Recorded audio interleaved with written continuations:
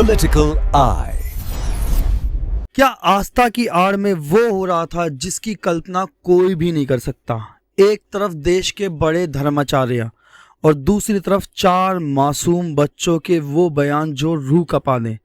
प्रयागराज के POCSO court ने एक ऐसा आदेश दिया जिससे संतों की दुनिया से लेकर सत्ता के गलियारों तक हड़कंप मच गया।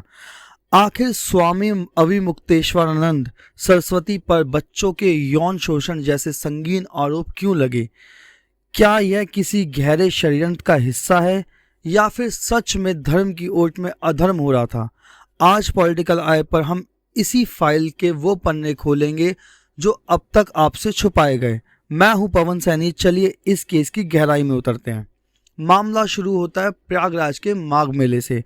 आरोप है कि शिविर में रहने वाले 4 बच्चों के साथ कुकर्म किया गया, लेकिन चौंकाने वाली बात यह है कि शिकायत किसी बाहरी ने नहीं बल्कि उन्हीं के बीच से आई। पुलिस ने शुरुआती ढिलाई बरती, लेकिन अब मामला कोर्ट पहुंचा तो जज साहब ने जो कहा उससे सबकी आंखें खुल दी। कोर्ट ने साफ किया कि मामला बेहद गंभीर है और इसे सीधे तौर पर एफआईआर होनी चाहिए। अब यहाँ समझिए पेच कहाँ है। स्वामी जी के समर्थकों का दावा है कि ये आरोप राजनीतिक है क्योंकि वो अक्सर सरकार की नीतियों का उल्लंघन करते थे और उन पर सवाल उठाते थे। लेकिन कानूनी किताब में एक शब्द है पॉस्को। इस एक्ट के तहत अगर बच्चों का बयान दें तो आरोपी चाहे कितना भी बड़ा हो उसके ऊपर गिरफ्तारी की तलवार लटकती है।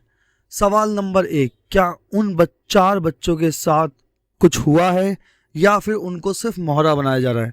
सवाल नंबर 2, अगर आरोपी झूठे हैं तो पुलिस ने अब तक क्लोजर रिपोर्ट क्यों नहीं दी? और सवाल नंबर 3, अगर आरोप सही है तो सनातन धर्म की साख का क्या होगा?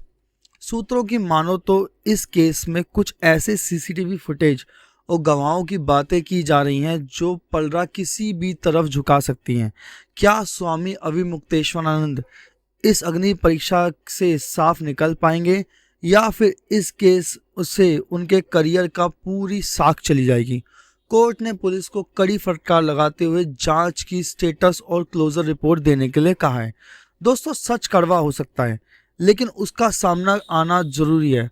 पॉलिटिकल आई का मकसद किसी की भावनाओं को आहत करना नहीं है बल्कि कानून और हकीकत को आप तक पहुंचाना है। आपको क्या लगता है, क्या यह स्वामी जी को फंसाने का साजिश है या पीड़िता को न्याय मिलना चाहिए? आपकी क्या राय है? कमेंट में ज़रूर बताएं, क्योंकि आपकी एक राय इस बहस को सही दिशा दे सकती है। वीडियो को शेयर करें, सब्सक्राइब करना ना भूलें ताकि अगली अपडेट आप मिस ना कर पाएं। मैं हूं पवन सैनी, जय हिंद।